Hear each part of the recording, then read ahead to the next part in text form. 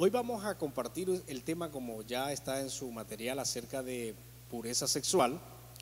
Y para esto yo quiero que leamos un pasaje bíblico que está en Primera de Pedro capítulo 1, versículo 15 y versículo 16. Leo la palabra del Señor, dice de esta manera: sino como aquel que os llamó es santo, sed también vosotros santos en toda vuestra manera de vivir, porque escrito está: sé santos porque yo soy santo.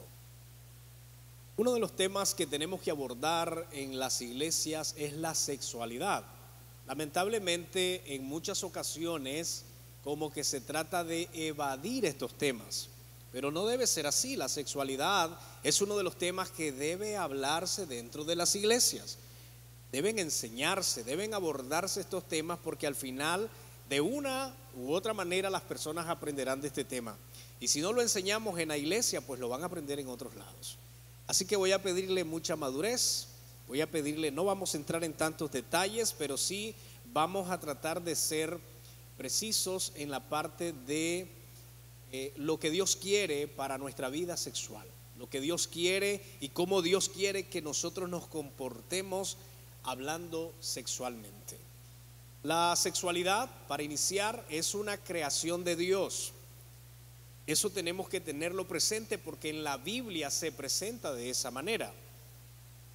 Pero ¿por qué tratamos de hablar de pureza sexual? ¿Por qué queremos hablar de pureza sexual si decimos que la sexualidad es una creación de Dios? Pues pasa que lamentablemente Satanás siempre ha querido distorsionar y cambiar lo establecido y lo que es correcto ante los ojos de Dios. Por lo tanto, la sexualidad es uno de los aspectos, es uno de los puntos donde Satanás también ha tratado de incidir y distorsionar lo que es correcto o lo que está establecido en la palabra del Señor. Para hablar de pureza sexual es exigido definir lo que significan estas dos palabras: la palabra pureza y lo que es la palabra sexual.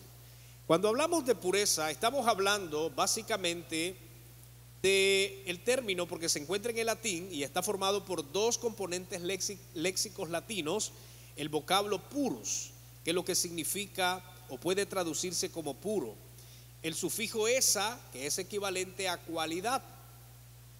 La pureza es, podríamos decir en pocas palabras, es la cualidad de puro. Es decir, es todo aquello que está libre y exento de toda mezcla. Es aquello que no es alcanzado por el mal. Eso es lo que significa la palabra pureza. Hay un texto bíblico muy importante, porque la Biblia está llena de versículos bíblicos que hablan de pureza sexual.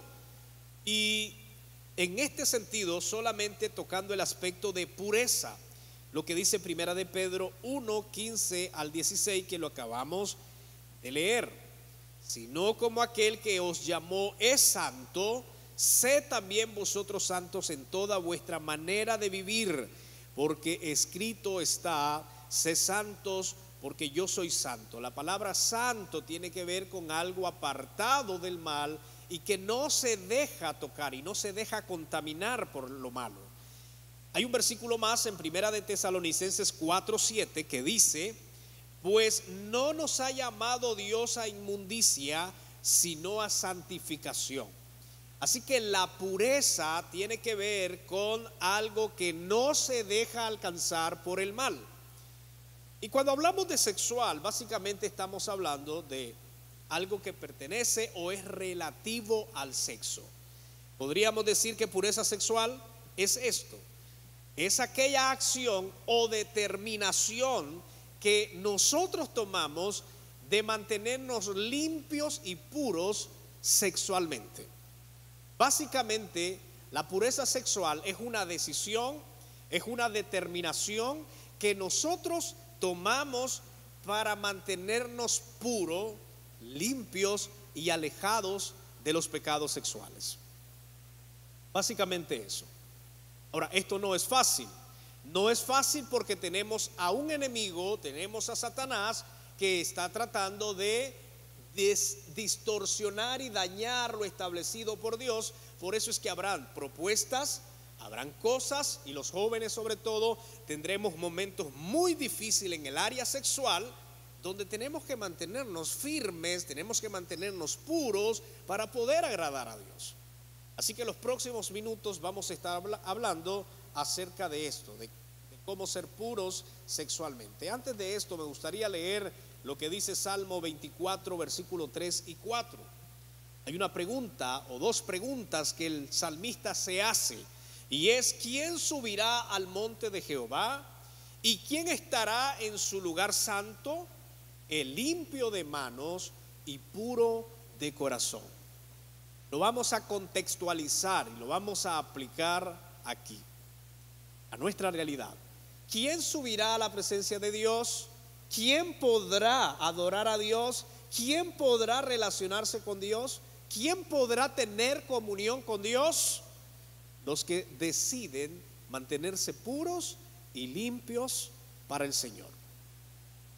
Cuando hablamos de Dios y estudiamos a Dios, nos damos cuenta que Dios es puro, es santo, es limpio, es alguien que no ha sido alcanzado por el mal. Por ende, sus hijos, sus adoradores, los que decimos creer en Él, debemos seguir sus pasos, sus ejemplos.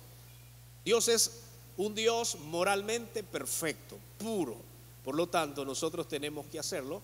Y lo sexual es algo que nos corresponde a nosotros mantenernos puros ante Dios.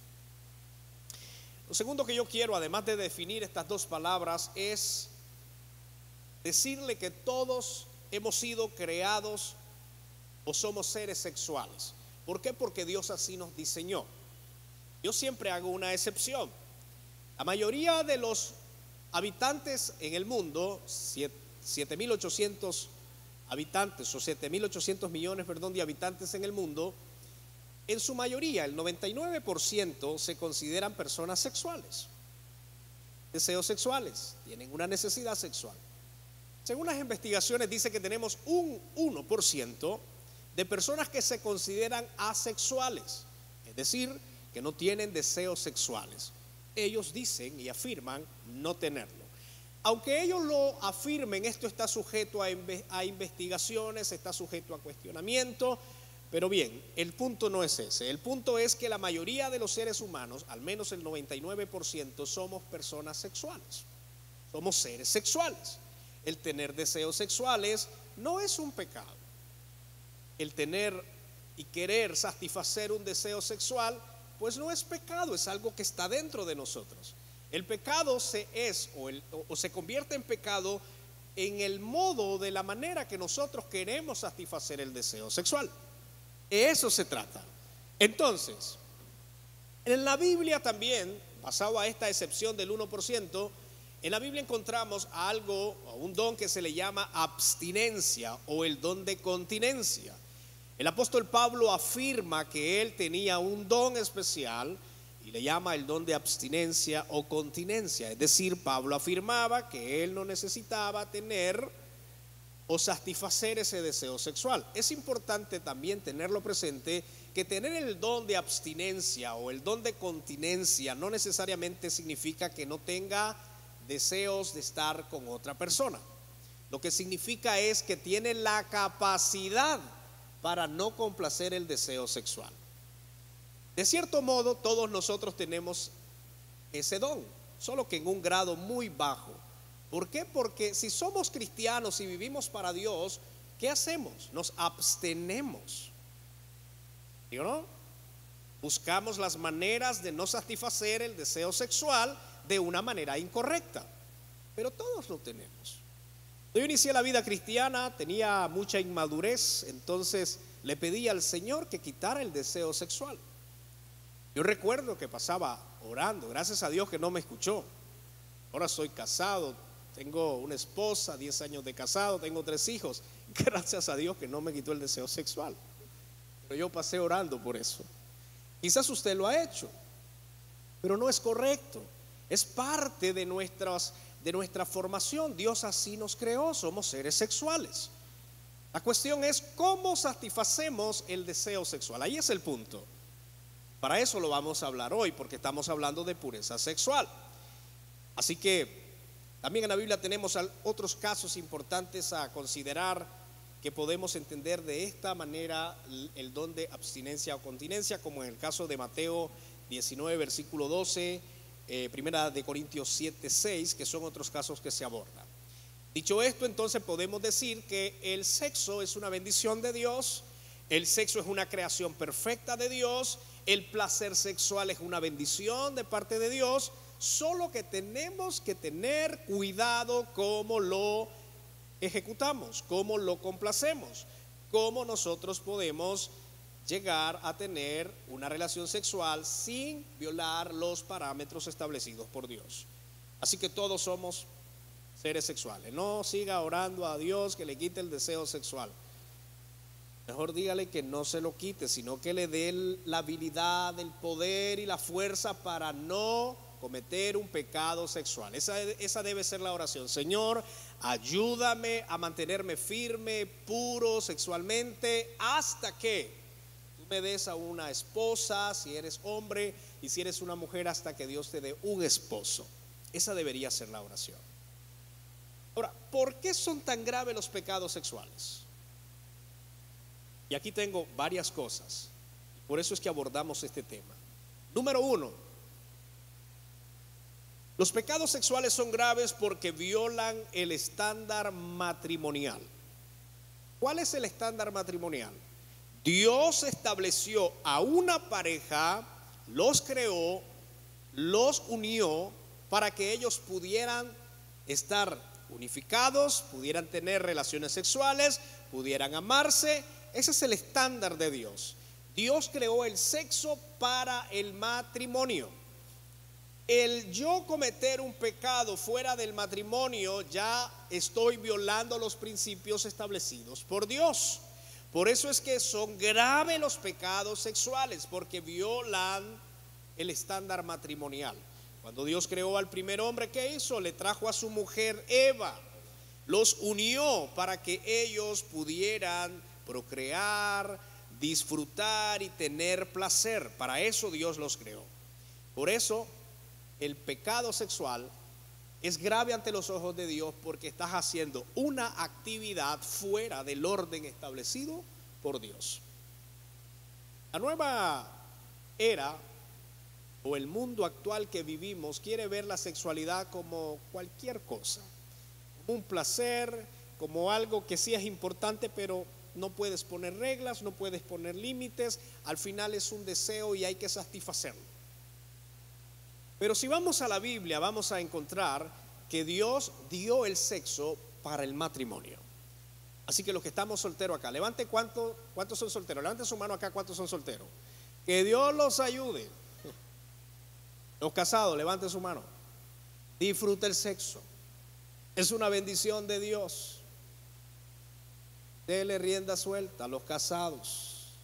Los solteros, que Dios los ayude. ¿Cuándo pueden disfrutar? Cuando estén casados. Llegará el momento. Ahora, no nos casamos solo por eso, porque la vida matrimonial va más allá del sexo. El sexo es importante, pero no lo es todo. Así que la primera razón por la cual yo enseño que los pecados sexuales son graves es porque violan el estándar establecido por Dios, y es el estándar matrimonial. Número dos, porque violan el límite sexual establecido por Dios. Eso está muy relacionado con lo que acabo de decir. Hay límites. Tenemos límites en el sexo. Si una persona quiere satisfacer su deseo sexual de otra manera, entonces está violando los límites que Dios ha establecido. Cuando Dios creó y hizo su creación, la hizo tan perfecta que no se equivocó en ninguna parte. Y en lo sexual no se equivocó. Entonces Dios estableció límites, porque si Dios no establece límites y si no hay reglas, el pueblo no puede conducirse correctamente. Los humanos necesitamos reglas, necesitamos señales, necesitamos restricciones para que podamos hacer bien las cosas. Pues Dios estableció límites en lo sexual. El límite es el matrimonio. Punto. Pastor, pero una vez, de vez en cuando, una vez al año, no hace daño. Si te hace daño, eso te daña espiritualmente porque Dios lo estableció para el matrimonio. Esto quiere decir entonces que cualquier acto sexual, llámese fornicación, llámese sexo entre los mismos géneros o la homosexualidad, llámese pornografía, llámese lujuria, llámese masturbación, cualquiera de estas acciones que satisface un deseo sexual es pecado. Me pregunta, pastor, ¿es pecado masturbarse? Bueno, pregunta el deseo sexual para qué fue creado. Pregunta cómo se puede satisfacer el deseo sexual en la Biblia, en el matrimonio. Así que aunque le busques beneficio psicológico, beneficio científico, hay unas corrientes diciendo eso de hacerse ciertas estimulaciones ayudan al cuerpo a liberarse, a parar el calor y tantas cosas. Bueno, podrás inventarte cuantas teorías tú quieras. Dios estableció el sexo para el matrimonio, punto. Satisfacerse uno mismo no es bien, no está correcto. Manosearse, estimularse uno solo no está bien. Por eso, repito, hay límites dentro del sexo y es el matrimonio. Por eso es grave. Número 3. Los pecados sexuales son graves por las consecuencias que traen. Y las consecuencias son graves. Sin lugar a duda, la Biblia dice que nosotros cosechamos ¿qué? Lo que sembramos. Nosotros sembramos para el bien, cosechamos para el bien. Sembramos para el pecado, pues para allí vamos a cosechar, y vamos a cosechar culpa de conciencia. Dios nos quiere librar de esa culpabilidad. Y lamentablemente nuestra desobediencia lo que ha producido es que el mundo tenga manifestaciones totalmente terribles, dolorosas y fuertes. Por eso es que hoy hay tantas enfermedades de transmisión sexual, aborto, la perversión, el abuso de menores, la adicción y la explotación sexual. Todas estas cosas son consecuencia de un mal uso del sexo. ¿Por qué hay explotación sexual? Porque las personas han violado los límites de Dios. ¿Por qué hay prostitución? Porque las personas han violado el límite de Dios. ¿Por qué hay abortos? El aborto es producto de una relación sexual. Nadie se va a embarazar así como la Virgen María. Ese es un milagro de Dios. ¿Ya? Entonces, el pecado y las consecuencias son graves. Por eso tenemos un mundo tan terrible. Porque sexualmente se ha distorsionado. Porque sexualmente se ha apartado de Dios. Así que es grave, y los pecados sexuales son graves porque lamentablemente sus consecuencias son fuertes. Número 4, porque los pecados sexuales me impedirán entrar al reino de Dios.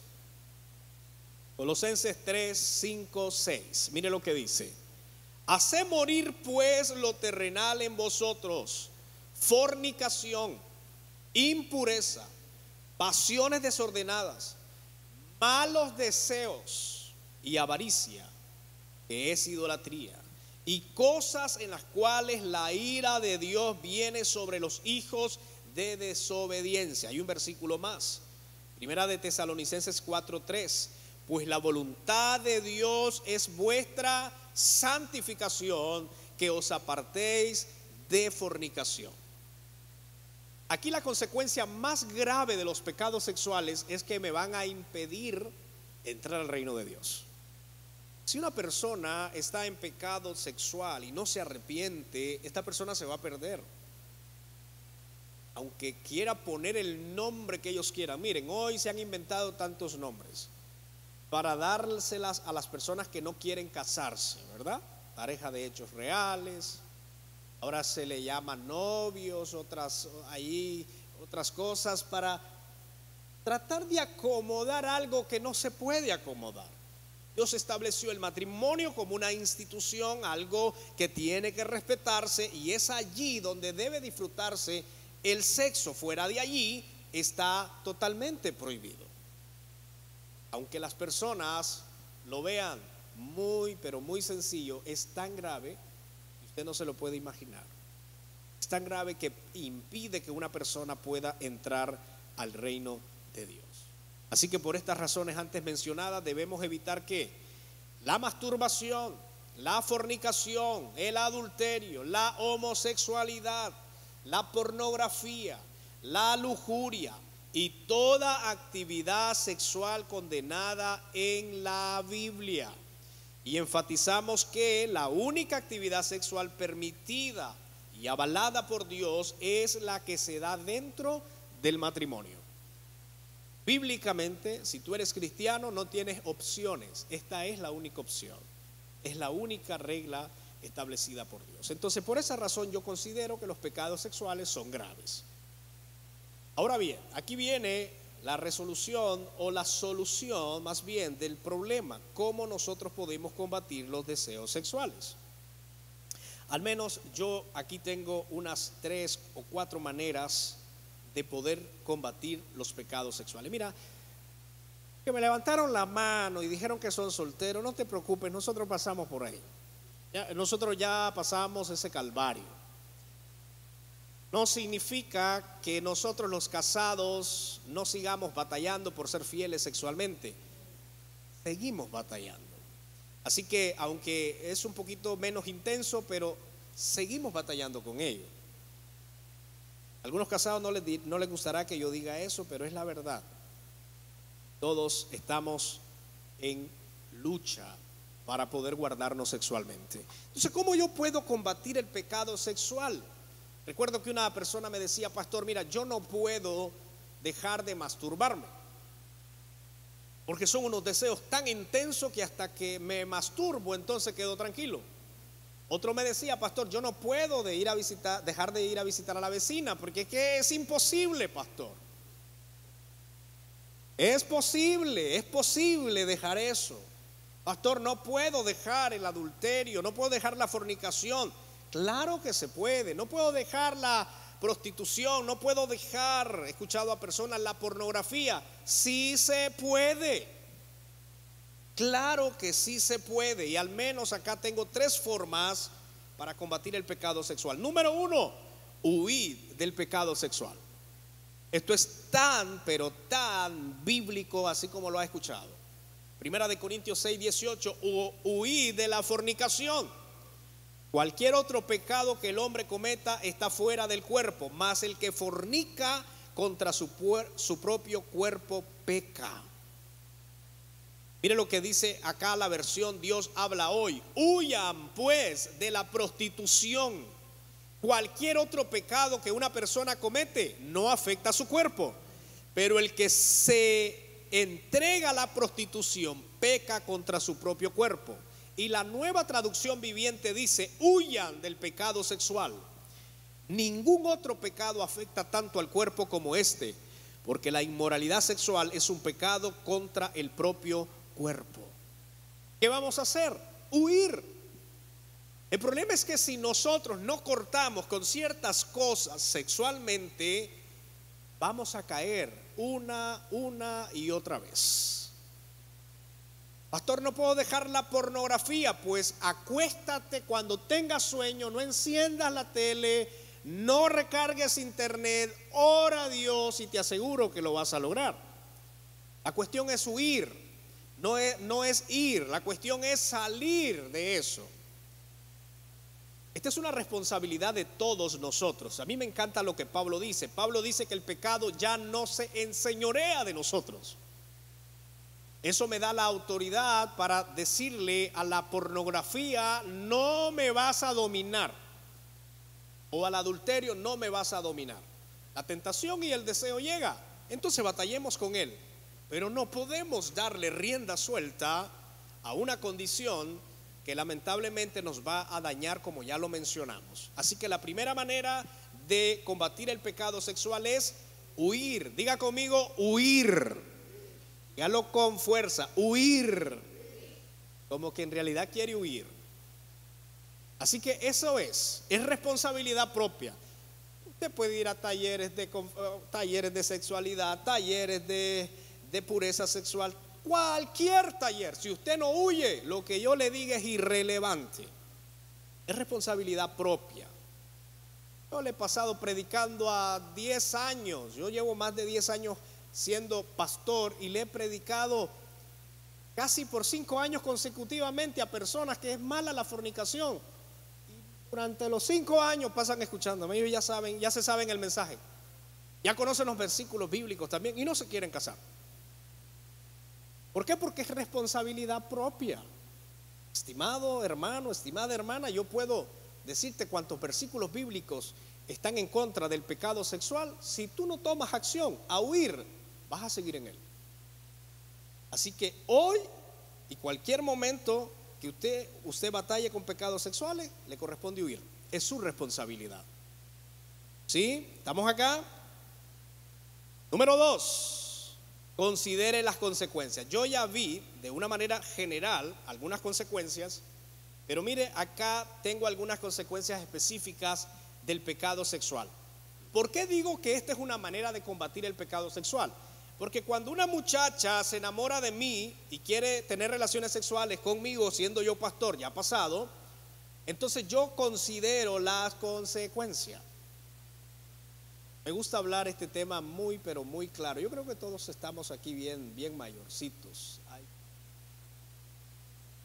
Pero la idea de aquí es que podamos entender y hablar con realidad. Los casados somos tentados. Se nos presentan oportunidades de pecar, de estar con otras mujeres que no son nuestras esposas, se llama adulterio. Nos sentimos muchas veces tentados, que en realidad queremos ir. Es una tentación.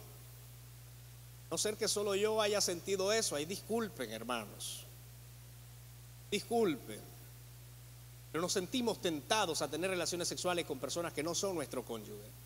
¿Cómo combato eso? ¿Cómo me alejo de eso? 1, huyo, tengo que huir. Número 2, considero las consecuencias. Tengo una familia que la he construido por los últimos 10 años.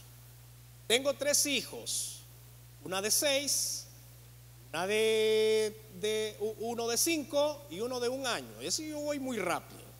¿Vieron que porque el Señor no me escuchó la oración? Gloria a Dios. Tengo 3 hijos. Considero que si yo cometo un pecado sexual, mi matrimonio se va a derrumbar. Mis hijos, la reputación que tienen mis hijos, al menos tan pequeños, pero ven a un padre ejemplar, eso se va al suelo.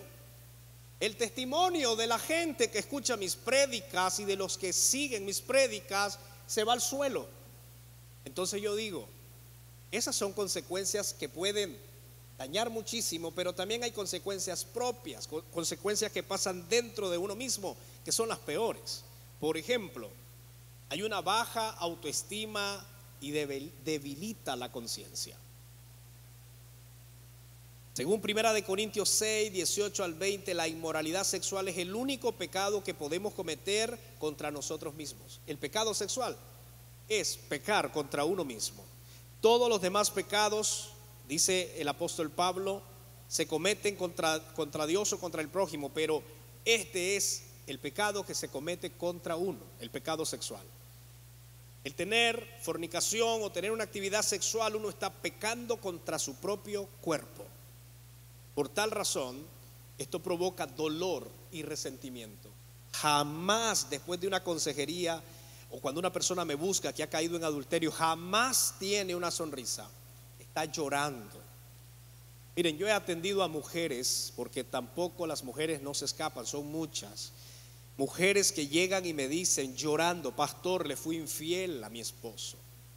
He tenido casos donde las mujeres me dicen, y lo acabo de hacer hace 3 días: pastor, pero yo no quiero que se dé cuenta mi esposo, porque si mi esposo se da cuenta, mi esposo me mata. Jamás hay tranquilidad. ¿Por qué? Porque has pecado ¿contra quién? Contra tu propio cuerpo, contra tu propio ser. Y eso te da a ti, lamentablemente, una destrucción personal. Así que allí te debilita la conciencia y hay un problema de autoestima. Número 2, abre el alma a nuevas ataduras. De repente usted dice, ¿por qué esa persona cayó sexualmente? Pero se enredó en otras cosas, porque abrió, lamentablemente, su vida al pecado sexual como pecado principal, pero eso trajo más ataduras para su alma. Y por el tiempo podemos avanzar acá en la siguiente página, ahoga el amor de una relación. Yo sé que esto es muy relativo, habrán parejas que se restauran, habrán parejas que vuelven a estar normal, pero hay en muchas ocasiones, y por no decir casi en todos los casos, lamentablemente el amor de una relación se ahoga, porque has violado los pactos, porque te has ido en contra del honor que debías de darle a tu pareja. Y número 4, te aleja de Dios y te encamina a la idolatría. Esto también tiene que ver con un pecado que lamentablemente está dentro de tu cuerpo. Y número 3, esta es una de las cosas que tenemos que tener presente al momento de combatir los pecados sexuales, y es que Dios nos está mirando. Y aquí es el meollo del asunto. Yo no sé, pero la mayoría de las personas no temen, cuando están pecando sexualmente, no temen a Dios. La mayoría de las personas temen a que los vean. La mayoría. Pero aquí es muy importante tenerlo presente, que Dios nos está viendo y le estamos fallando a Dios. Proverbios 5:21 dice, pues los caminos del hombre están delante de los ojos del Señor, y Él observa, escucha bien acá, Él observa todos sus senderos. A Dios no le podemos esconder nada. Acá podríamos hablar mucho, pero termino con esto. ¿Cómo puedo ser libre del pecado sexual? Mira, si hay una persona acá que ha estado atada, yo no me sorprendería si alguien me dice eso, porque somos humanos y todos estamos batallando con el sexo, o al menos con tener relaciones sexuales fuera de lo establecido por Dios.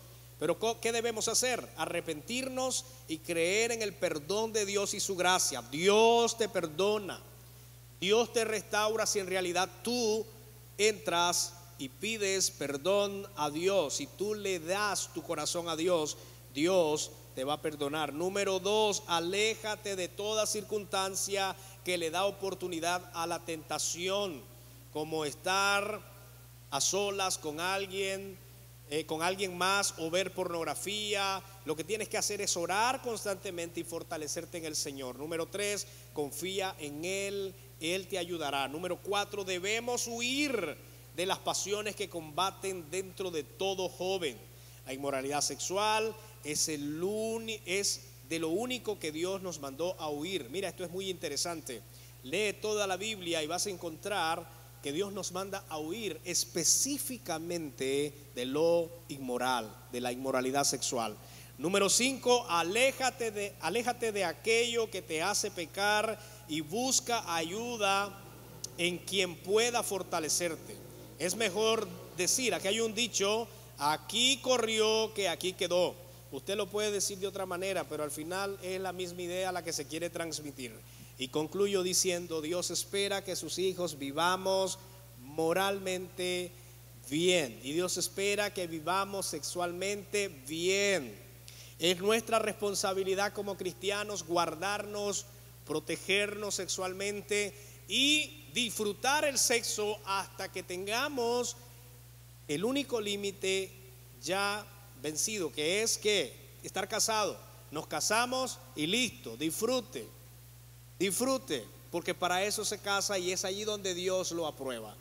Mientras tanto, debe de abstenerse, mantenerse puro, mantenerse cerca de Dios, huyendo de los deseos y aquellas cosas que nos quieren hacer caer o pecar. Por eso les digo y les animo a que puedan seguir adelante. Quiero que se pongan de pie. ¿Qué tal si oramos?